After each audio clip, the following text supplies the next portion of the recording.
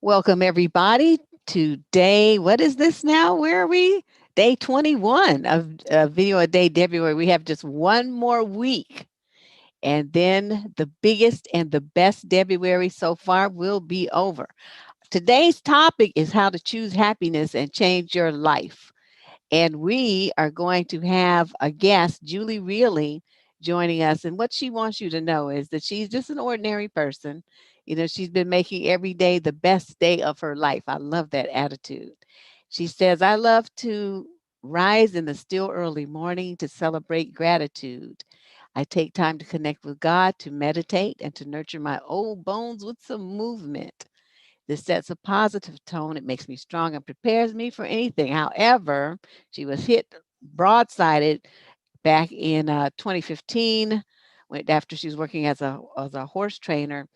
She became ill. She had an injury and became ill, and she went through some changes. But she was in a wheelchair for 2 months, and as a result of that, she developed some anxiety and some anger and, of course, some depression and felt a little hopeless, as we would all under such a similar circumstance. But she spent the next 2 years healing herself physically, mentally, emotionally, and spiritually. And she worked through the happy for no reason practices, received body work, and he did some healing work. And through that crisis, anyway, with all of that on top of her, she experienced a spiritual awakening and was called for a new purpose and a new power. That power is to heal and inspire others to take responsibility for their happiness and well being. And that's why she's here today and a very important part of your journey to self love here is part of February 2021. So please join me in welcoming Juli to February. Hello, hello, hello, everybody. Hey. I am so honored to be invited to join your community. Thank you. Oh, we're happy to have you here. So, before we get started and really get going on this, let's talk about happiness. Because it's a term that we throw around a lot, but I mean, how many people really sit around and think about what it means? So, I'd like you to give us a working definition. What is happiness? What does it look like? How do we know if we're even happy?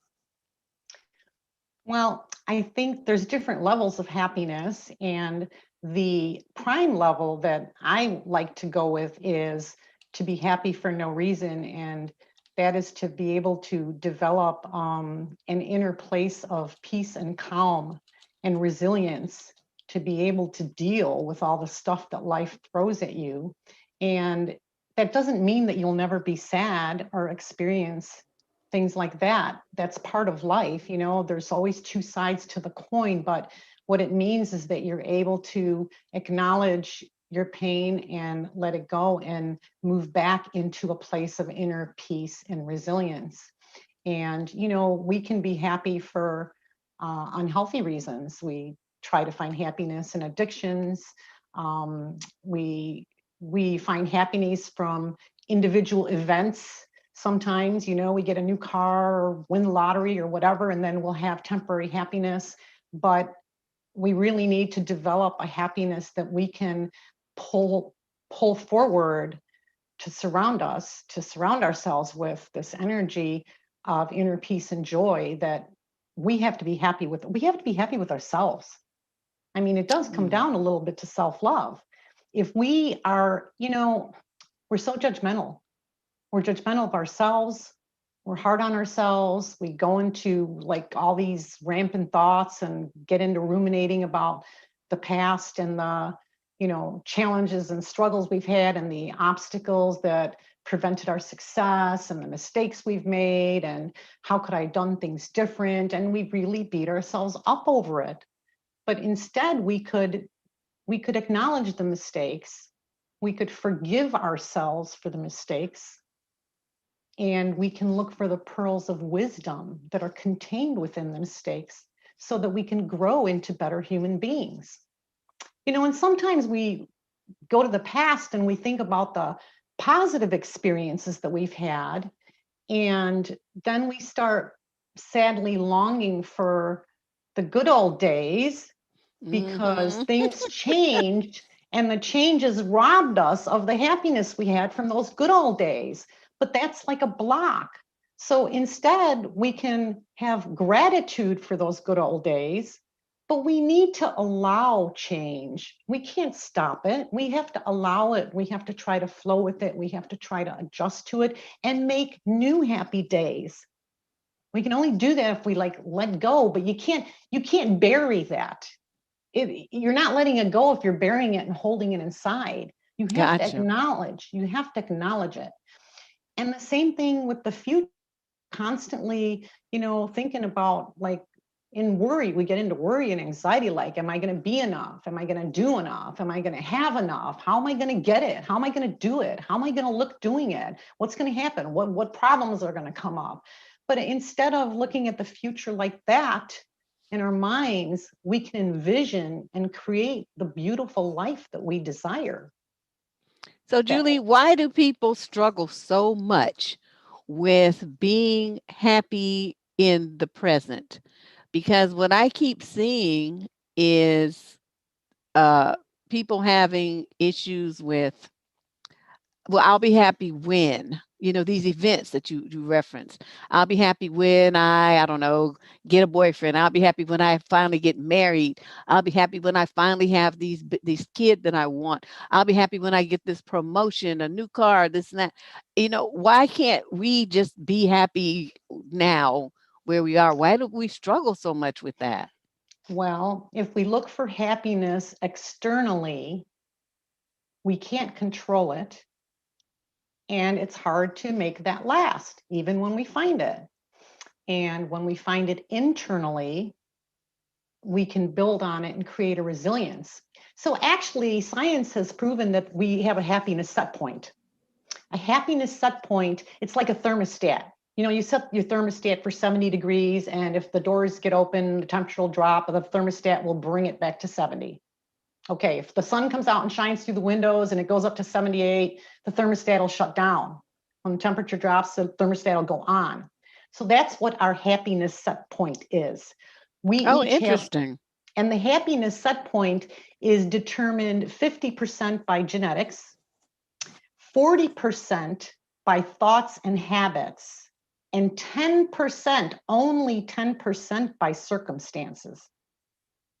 So the fact that we have 40% of our happiness is developed through our thoughts and habits, we have the power to change that and control that.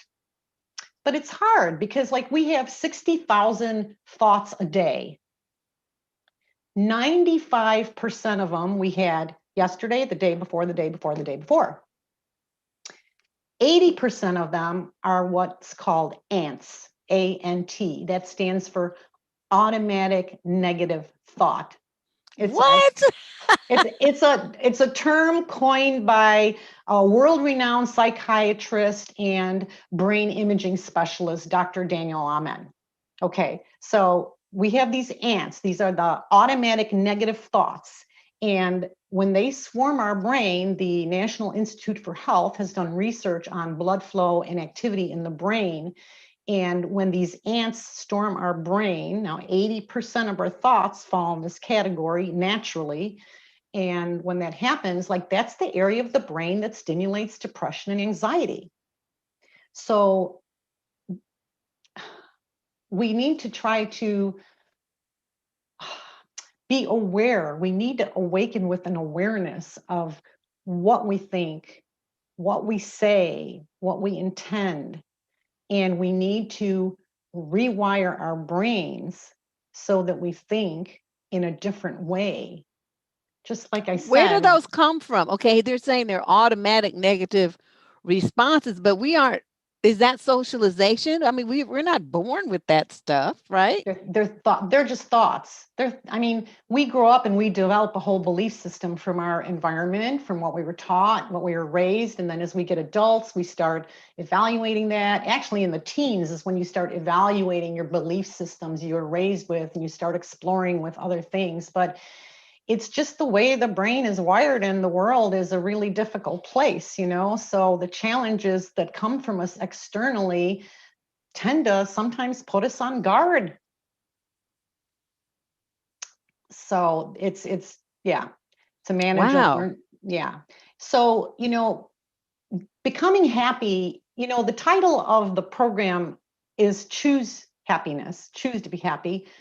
And we have to make a choice, but it's not just like, okay, I decided I'm going to be happy from now on, and the key turns and now you're happy. No, because what happens is like these thought patterns that we have in our mind become embedded in our mind in the neurological circuits. It's like grooves in a record. Okay. It's like if you have to walk through a meadow every day to get to where you're going, the same meadow, and you walk through it every day, a path develops. And the more days that go by, the deeper the path gets. And as you travel the path, the lumps and bumps in the path smooth out. The rocks get kicked to the side. The weeds get trampled and die off. The roots get worn down, and the path becomes pretty smooth. So it's easy to walk down that path of habits and thoughts that we've developed. And it sort of multiplies, like like animals and ants will multiply, and it just brings us into that brainwave state. Is so what we have to do is try to develop new paths in brainwave in the brain. And that is really hard, because now picture it. Okay, every day you're walking down this path, and it's smooth, easy path, this rut of negative thinking and pessimism and just being down. And we decide, okay, I'm going to try to be happy. I'm going to try to go down this new path. Okay, now we have to go through the meadow, and there's no path. We have to build a path by going over and over and over it. And we have to go through the uneven ground, through the weeds, stubbing our toes on the rocks, tripping over the roots, getting the weeds tangled around our ankle. And then all of a sudden we fall down, and it's like, enough. And you know what? We want to slide back into that old path. So it's very, very hard. And it takes effort, commitment, intention, time, and practice. Lots of practice, daily practice. So how do you do that if you find yourself, because I'm listening to you and I'm kind of thinking about, but I'm just that country. I want to see, I want to carve out the new path. I like that kind of stuff. I'm going in there with my machete. I'm going, and then I'm making the path smooth. But I don't think, a lot of people get overwhelmed, and they get frustrated. They don't know how to handle their frustration. They're looking for more instant kind of gratification that, of course, doesn't come when you're carving a new path and making some real change like that. So, with all those things in place, how can someone, if they start having, just say, one negative thought, what tip do you have for them to, turn that around? How do they recognize it and do something about it? Well, that's very hard. If you have people around you that can support you, that are positive, maybe they can help pick you up.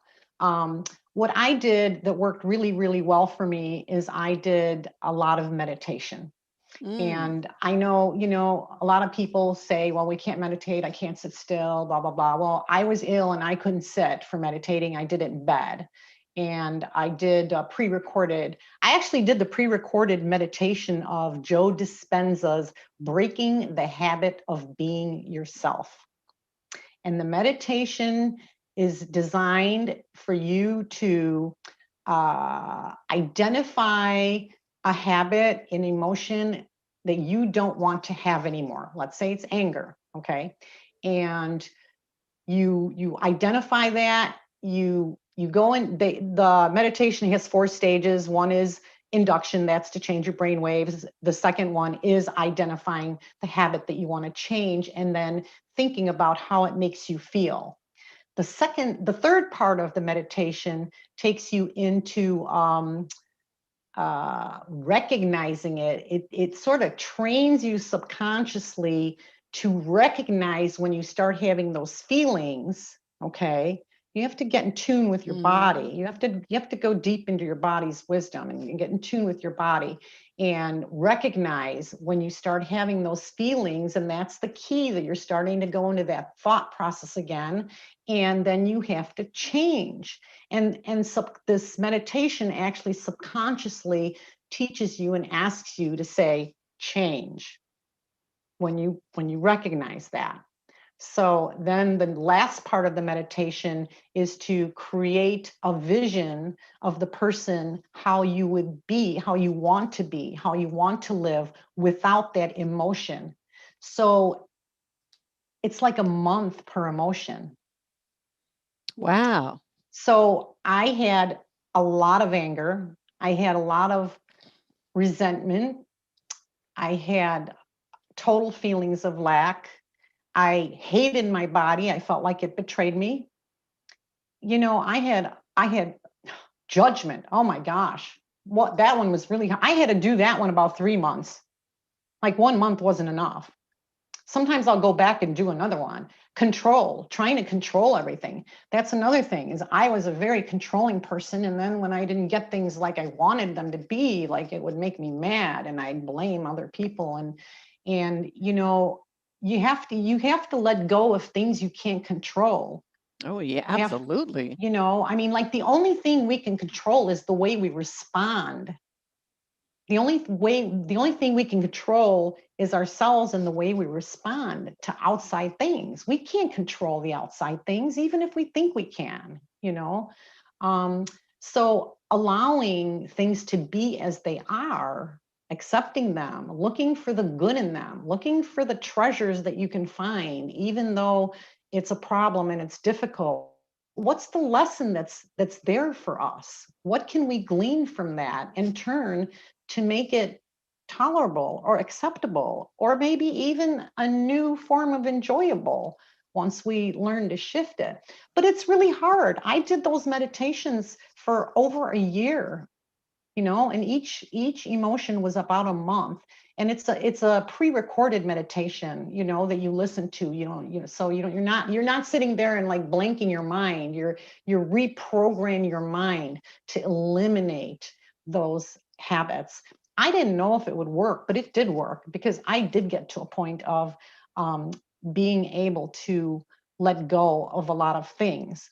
But I also had the practices of the Happy for No Reason program. And the Happy for No Reason program is set up as to build your inner home for happiness. And buildings need support.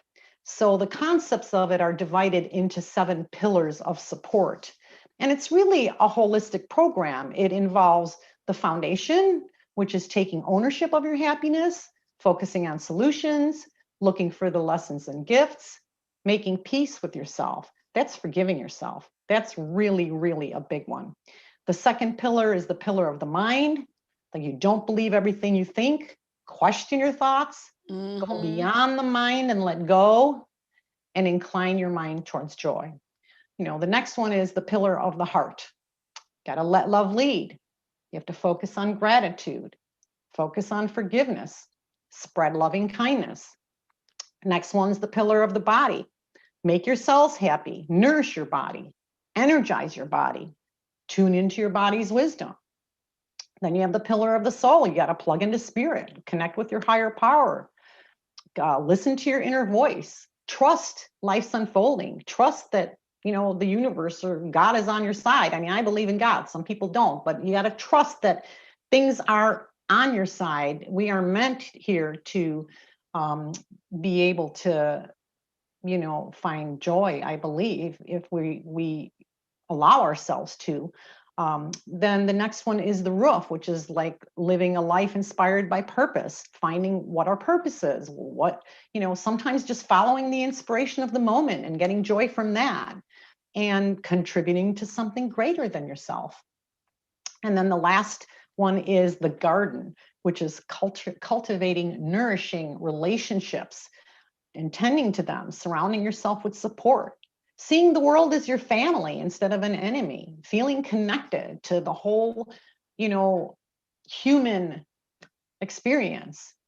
So Well, it's Julie, really, we got a question in from one of the listeners that says that, well, I don't know, it's not really a question. She said that she'd like you to address the psychological change that we might experience when we're in a moment of resentment, anger, or grief.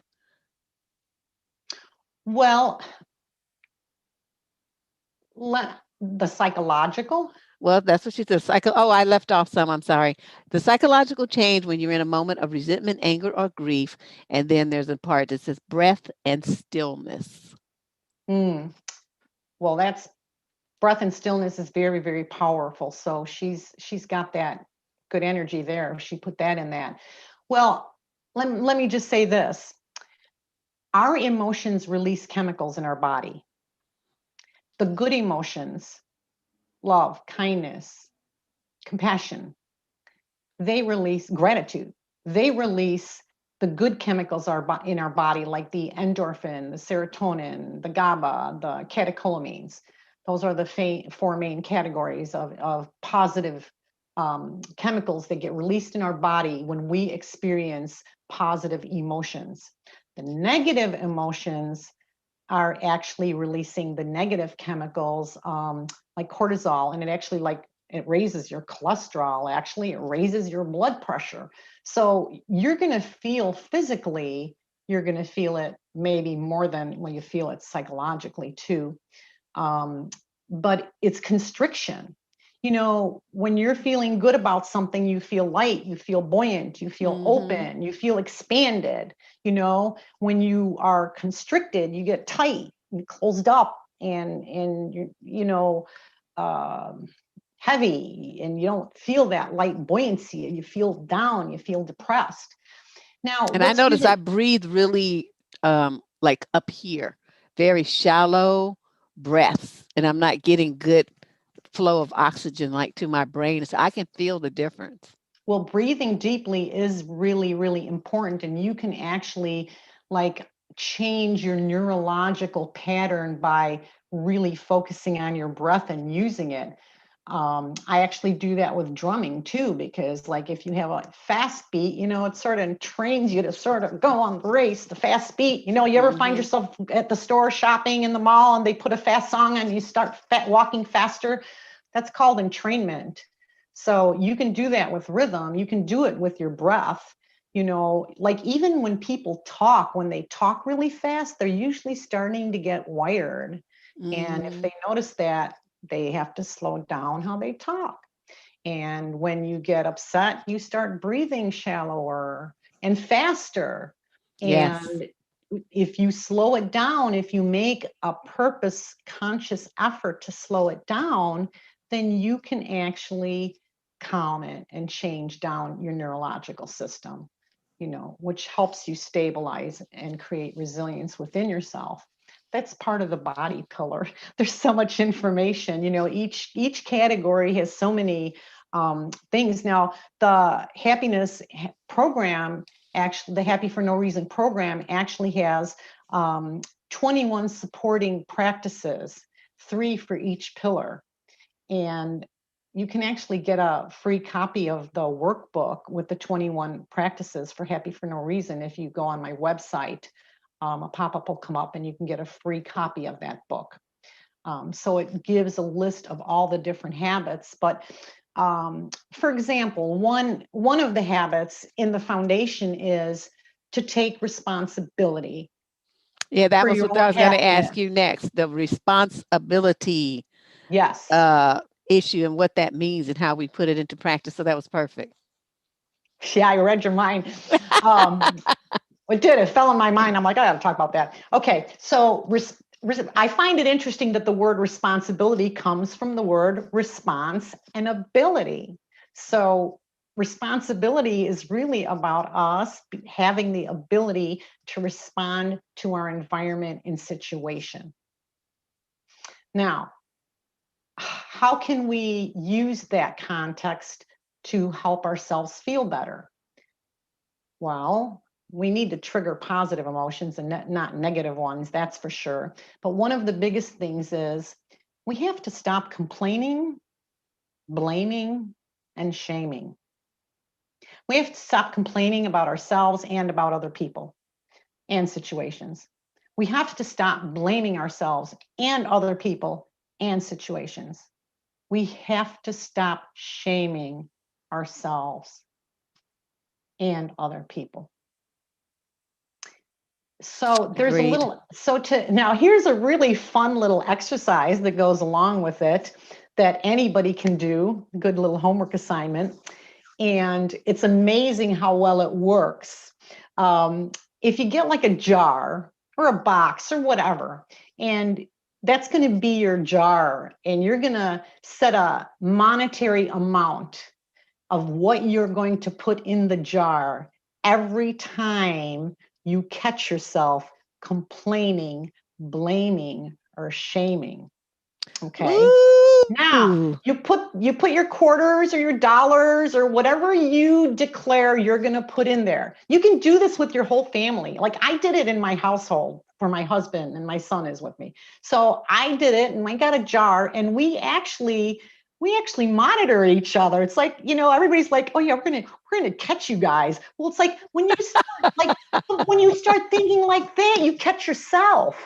And if you don't catch yourself, they're going to catch you, And we do it all the time. Like, oh my God, I can't believe I was so stupid. I forgot to do that. Nope, shaming, dollar in the jar. Why? You don't need to call yourself stupid because you forgot something or hit the wrong button. That doesn't mean we're stupid. Our brains are like so full of so much stuff that we have to do and keep organized and keep track of. If we forget something trivial, does it really make us stupid? No. We have to accept who we are. We have to love ourselves for who we are. We're going to make mistakes. That's part of learning. How many mistakes do you think Thomas Edison made, like trying to create the light bulb? Yeah, I think about that too. The ones who made the Wright brothers, how many planes did they crash before they got one that stayed up in the air? That was going to be my next example. Oh my gosh, psychic connection. So yes, how many times I actually read that story, their biography. It was awesome. Wasn't it? Yes, that's how we learn and grow, is by our mistakes. So that's what we have to do, is say, oh, well, we're having this mistake and we have to, what can we learn from it so we don't make it again? Can we become better? Right. After going through that, and we have to forgive ourselves and we have to forgive others. And as we forgive ourselves, there's a story of two monks. They were in prison and they were tortured very severely. And they were released from prison finally, and they went their own ways. And about 2 years later, they ran into each other. And the one monk says to the other monk, so, have you forgiven them yet? And the other monk says, no way, I'm never going to forgive them for what they did to me. Never.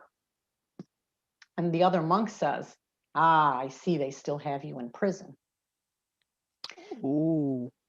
When we hold anger and resentment and we don't allow forgiveness to flow, we are putting ourselves in a prison. And we're letting those bad chemicals run through our body. And those chemicals will actually unlock the door to the disease that's carried in our DNA. Gratitude is the most powerful chemical to release flow of good chemicals. The bad chemicals are addictive. The good chemicals. I was wondering about that, because they're addictive. Hang on to it so much. Yes, we become addicted, even though we hate our anxiety and we hate that part of us. We get addicted to those chemicals. It like that excitement, that racing, our bodies like that. I mean, it should be an excitement of joy and wonder that we get addicted to, but when there's so much negativity in it, we get addicted to those chemicals. So we got to overtake them with other chemicals. So it's really a matter of doing a lot of practices. There's all sorts of practices. Every morning I wake up and I set an intention to make it the best day of my life. I'll do it before I roll out of bed. I'll lay in bed and I'll say, oh my God. And I'll go into gratitude. Gratitude is so powerful. Gratitude will help You overcome grief, shame, everything. Gratitude is a very, very powerful. It's something we all have to access. I wake up in the morning, I lay in bed, and I think, thank you, God, for this bed. Thank you for my blankets. Thank you for waking me up and allowing me to have another day. Thank you that I have a roof over my head. And I stumble out of bed and I go to the bathroom. Oh, thank you for running water. Thank you, I have a bathroom instead of an outhouse. Ooh, yes, let's So start there. well, and actually there's so many levels of gratitude. And I'm actually gonna, like I what I call devotional gratitude. You can say, okay, today I'm going to devote my gratitude to, let's say, water. So every time you encounter water, go into gratitude. You go to the bathroom. Thank God for a flushing toilet. You wash your hands. I'm so glad I have a sink. I'm even more glad that the water goes hot. You're in the shower. Oh my gosh, thank you. I have water overhead and I don't have to do it in a little bucket with a sponge and a rag. Then We you're have a getting, question for you. yeah. It says, what life-changing things shifted in your life when you chose happiness for yourself? Was there a major event that caused you to choose happiness? I wanted to die. My organs were shutting down. I was down to 93 pounds. I was emaciated. I was in constant pain. Oh, Julie, no. It was my recovery was not an automatic shift. It started with a loving person reaching out and telling me I really needed to do restorative yoga and that would be healing for me. So I got involved with restorative yoga. And restorative yoga is not like it's not like an exercise type of flow yoga. You're basically laying on the mat. I was so sick and ill, I couldn't really exercise. But restorative yoga, you lay on the mat, you use blocks and bolsters, you put your body into a position, and you surrender to gravity and let gravity stretch out your body. And it took me 2 years to learn what surrender meant, because I always thought, like, you take this position and you hold it. No, you don't hold it. You surrender to gravity. You just let go. And so I did that. And then that led me into breath work, because my yoga instructor also did breath work and breath therapy. So I started doing breath work, very powerful. Then that led me into meditation. It was a long, slow road for me. And as I started doing these practices, and actually when I started doing the meditations, and I was using the guided pre-recorded meditations, and my brain waves started changing, like, talk about bliss. Like, Mm. it's awesome. Now you can learn to change your brain waves just by breathing and controlling your breath, and closing your eye. I can close my eyes and take a couple deep breaths and change my brain waves because my body's so practiced at it. Happiness, there's actually science that shows that learning to be happy is actually a skill that needs to be practiced, just like if you were going to learn to play the piano Oh, wow. or any instrument, or learn whatever task you want to learn. Okay. So practice and time. So I started working on myself, and slowly over time, I started appreciating my body again. And then I got into breath work and the meditation, and I started realizing, well, that's when I realized how many, it's funny because when I was reading the book about the meditations, I'm like, well, I don't really have anything I have to overcome. I'm just a sick person. I'm just physically sick. And then when he made the list of here's things you might want to consider, I'm like, oh yeah, oh my gosh, that one too. Oh yeah. I was like angry at my doctors. I was resentful at my husband. I was so mad at God. I hated my body. I had a lot of Ooh, you negative had a lot emotions. going on. Yeah, you had a lot Yeah. going on there, but But wow. as I started releasing them, I felt freer. Every month as I went through this program through these meditations, I got freer and freer and started realizing this is really powerful. And that took me on a journey. I ended up watching the Global Sound Healing Summit and got involved a little bit with the sound healing, and that was very, very powerful also. But that also brings you sort of into meditative states. And different vibrational frequencies can also change your brain waves and help you achieve the meditative state. So when you start doing these practices and you start feeling the benefits of how good you feel, it makes you want to do them more. I have So a I question just, for you about sound therapy. Well, it's about sound. Well, first, kind of let us know what sound therapy is. And then this is my question, because I have a lot of complaints about uh, people being incited to violence or other kinds of negative behavior by the type of, this awful music that, the kids listen to. Have you read anything or come across any studies that show a scientific connection to changes in one's brain or mentality, emotional state based on the kind of music that you listen to?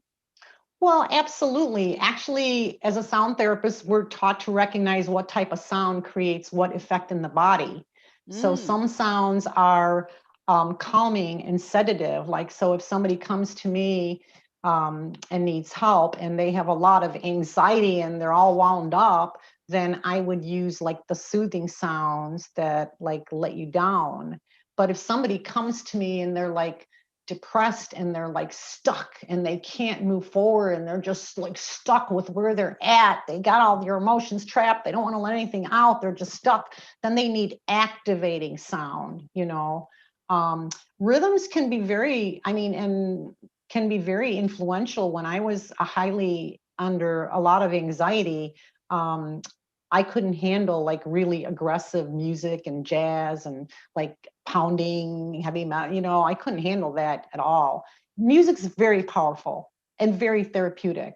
So actually listening to meditative type of music that's meant to calm you and relax you is very, very helpful, especially during meditation. So some pre-recorded meditations include sound.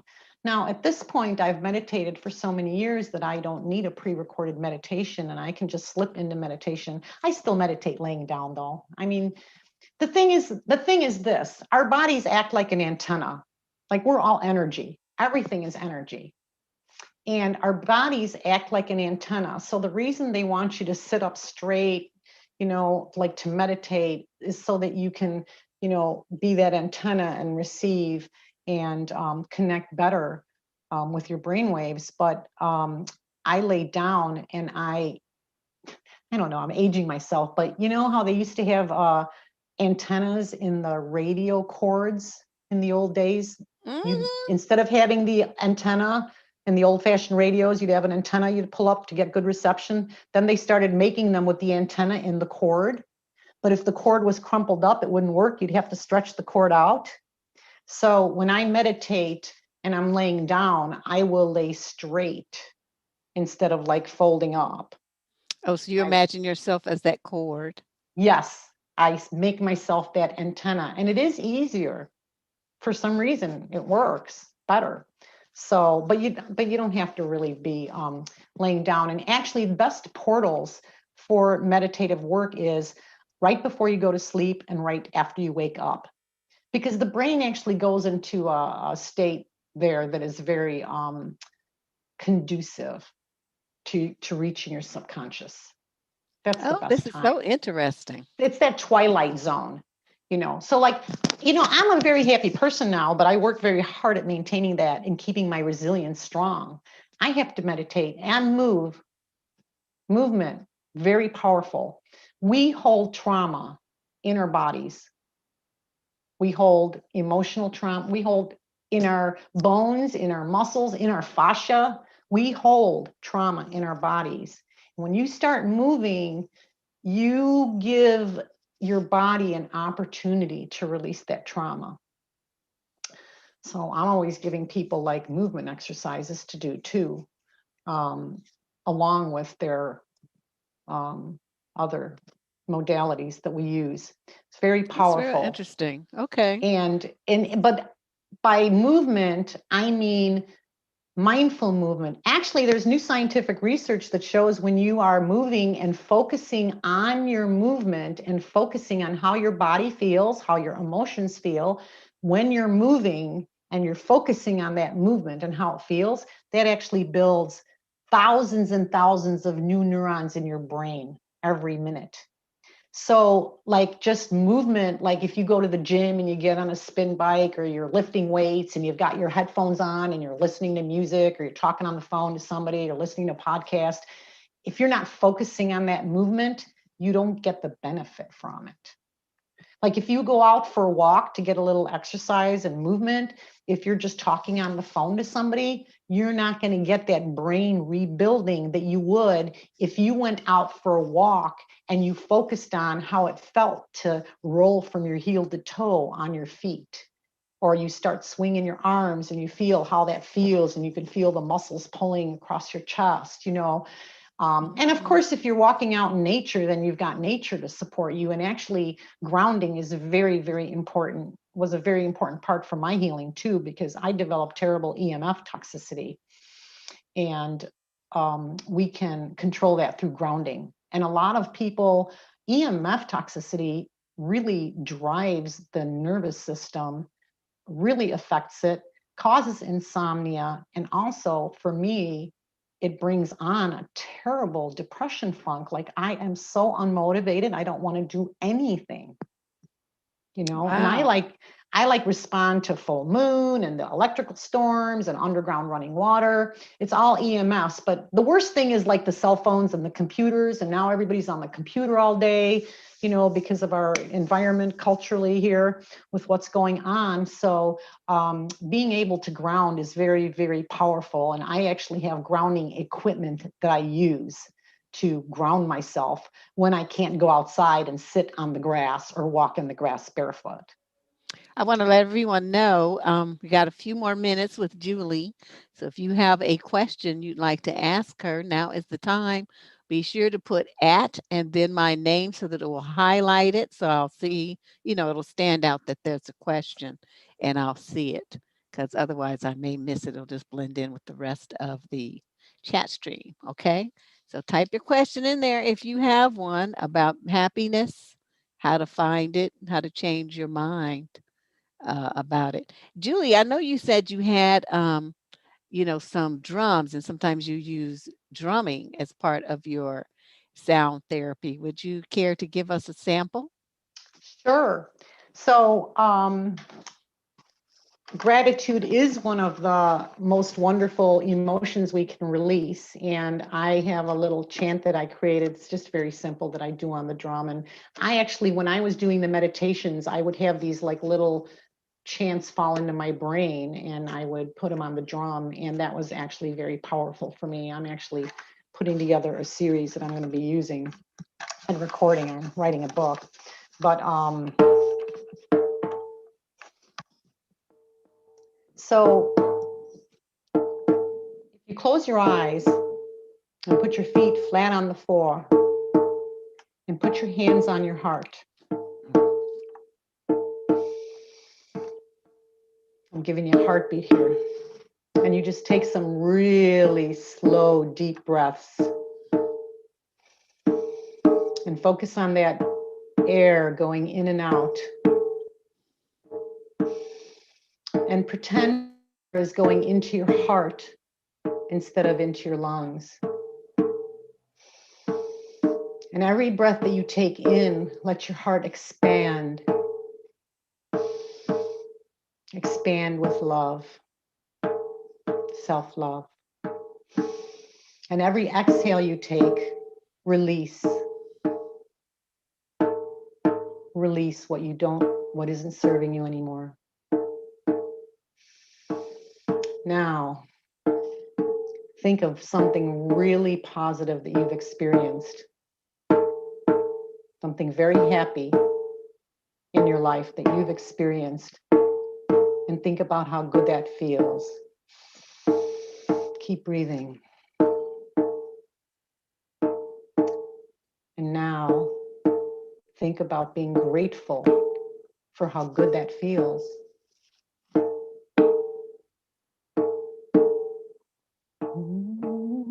Let's do gratitude, change our attitude, elevate emotions and feel good. Let's do gratitude.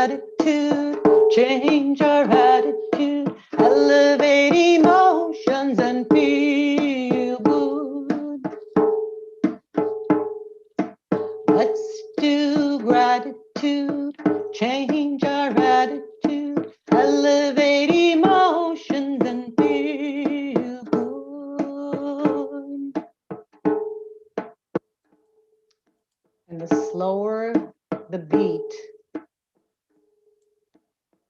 the more it calms your heart. And the slower you're breathing, the more it calms your heart. So the beginning of that, when I talked about the heart, that's actually the heart coherence exercise that is under the pillar of the heart in the Happy for No Reason program. I tacked on the gratitude chant at the end because I just think it's so appropriate after going into your heart and feeling something positive, then I think gratitude's appropriate. So That was great. did it feel good? It did. You know, you Good. start getting into it. I mean, I can't get too much into it because I have to stay on top of the chat and questions, but I just loved it. I loved it. Look at Thank you. you. Thank you. Okay, so we have one question here that says they want to know what your grounding equipment is. Well, I have a variety. I have little shields that I put on my computers and phones that, let's see, fit under my phone case. Oh. Okay. I have grounding cords that plugs into the grounding hole in your outlet, and it comes with a little snap, and you can, it has to touch your skin and then it grounds you. So you can tuck it in your sock or your pants or clip it to your clothes. Like if you're just sitting around on the couch or working on the computer, I'm usually plugged in when I'm on the computer. I use grounding mats. They're just mats. You can put them on your desk under your computer so your hands make contact with them. You can put them on the floor under your feet so that you're without shoes so that the feet come in contact with them. You can sit on them. I also have a grounding sheet that has the grounding metal weaved into the material that I sleep on. And then my favorite grounding is going out into nature and, you know, hugging the tree or walking barefoot. And actually, if you have a live plant in your house and you touch the leaves of it, then that's grounding also, or the soil or the whatever, any part of the live tree is grounding. So those are the things that I use. And one of the highest quality grounding mats you can get on Amazon, it's called the Earth Moon grounding mat. It's about $49 on Amazon.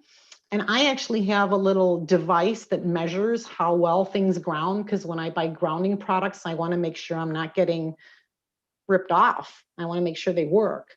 So out of all the grounding products I have, the Earth Moon grounding mat that I got on Amazon has the highest function for grounding. Wow.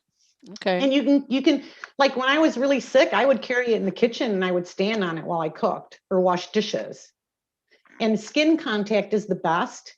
And if you have clothing on, it has to be natural fiber. It has to be like cotton, linen, wool.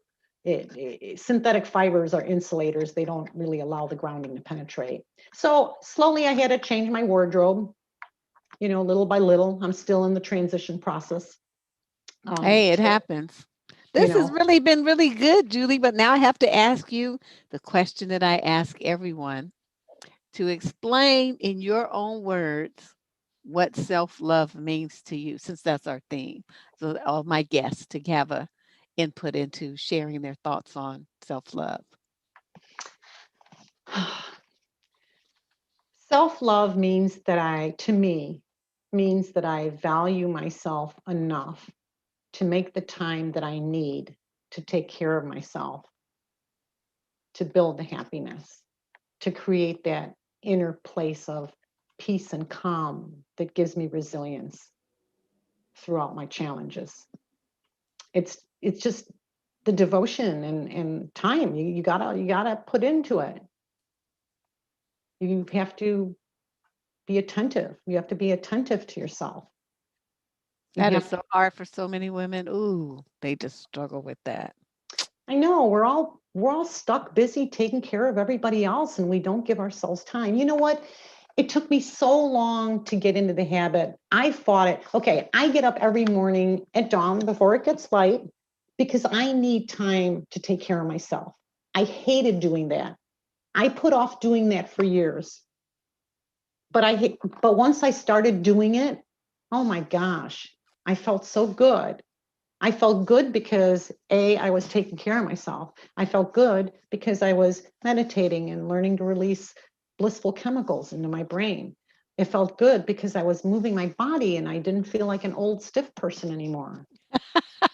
That's how I feel every day.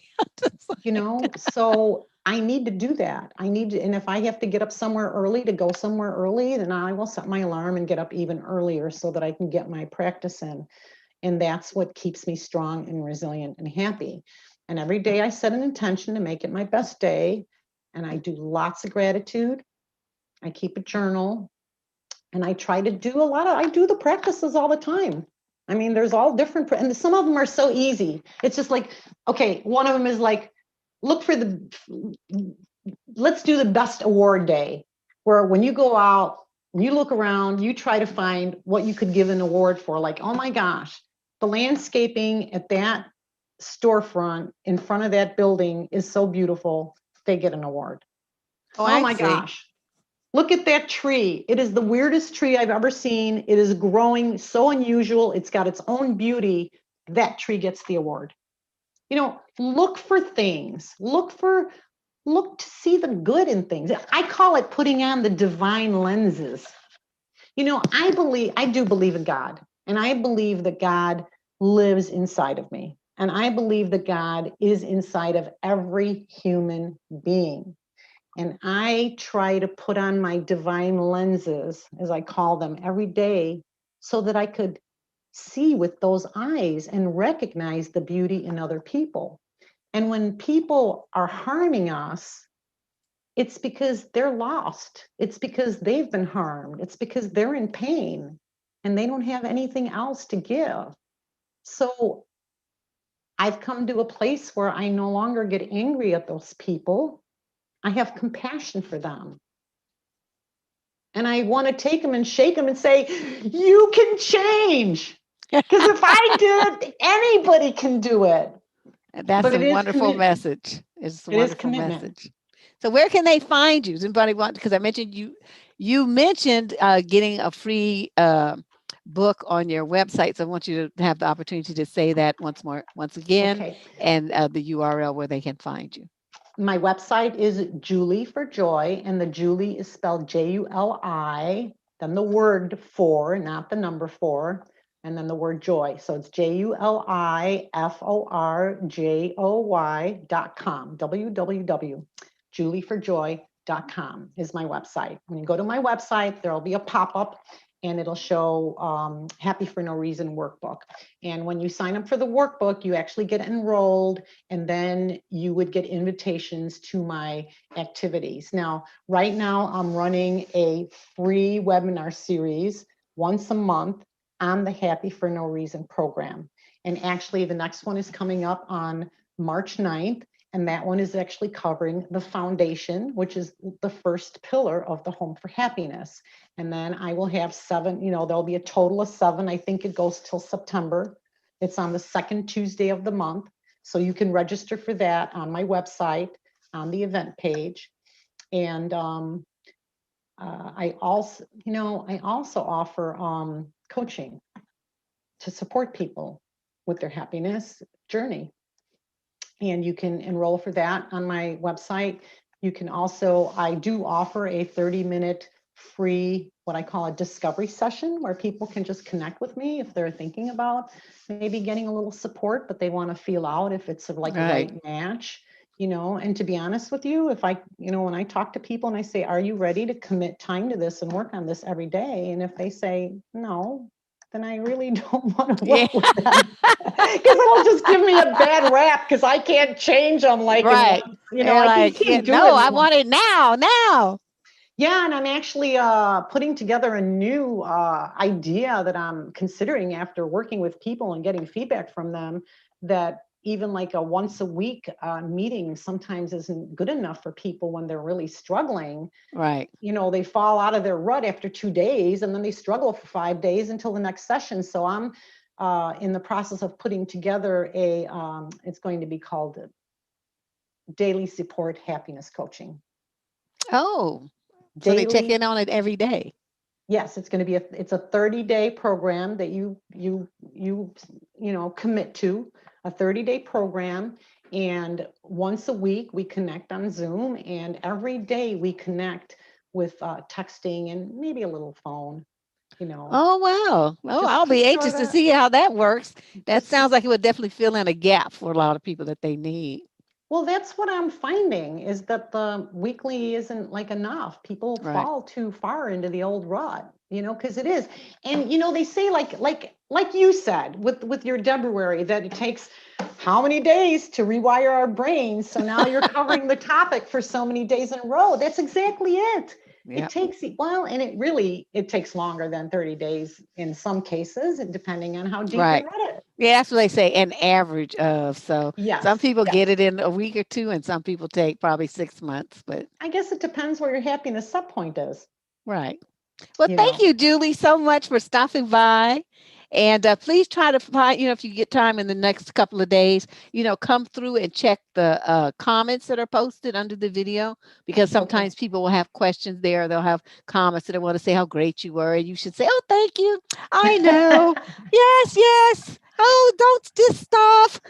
So you just check it out and see what they have to say. I let go of perfection, and I let go of worrying about how great I am. And I just come out and give my message. And I Right. used to worry about, like, I'm not a singer, I'm not a performer. Like, how can I, do this with the drum online, and, just beat myself up over it. And I got to tell you, letting go of perfection and letting go of what people think about me and just living my authentic self was one of the best acts of self-care that I could have done.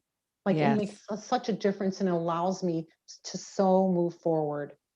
Well, you And don't have to worry about that here, because I just judging by the chat room conversation, everybody loved you. So, I understand what you mean, though. It's not going to change what you do or how you do it, but it's good to know that you had an appreciative oh, audience. Put it validation that and way. I love getting gratitude. You know what? Right. And when people give gratitude, they're practicing the happiness act.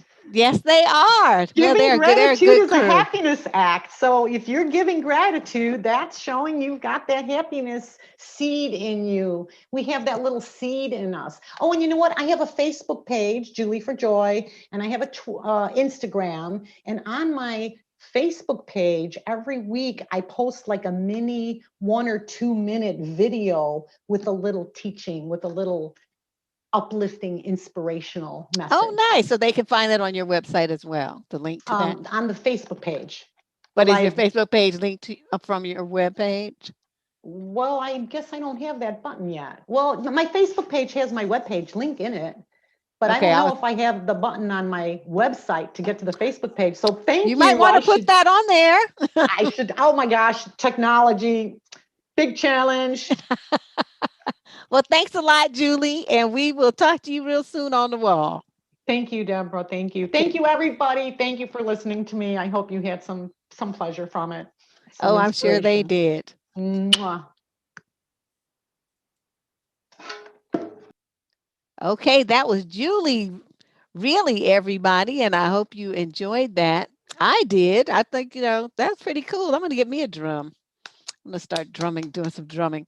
But what I wanted to do was just let you know, we had a couple of days where we had some uploads, so I had a little downtime that was kind of nice, which I usually don't get during February. But so we have Julie today. Tomorrow is Jamie Lerner, and she's going to be talking about the art of allowing, how some of the stuff that you have going on, you allowed those people to come into your life and bring that drama. You allowed yourself to fall for their games. You allowed yourself to not care about yourself and protect yourself when you should have been. You allowed them to take priority over you. Why did you do that? So she's going to be talking about that and how you can flip that around. Then, of course, on Tuesday, we have What the Fuck Tuesday. And then we have another live stream on Thursday with Samantha Saunders, how to stop people pleasing.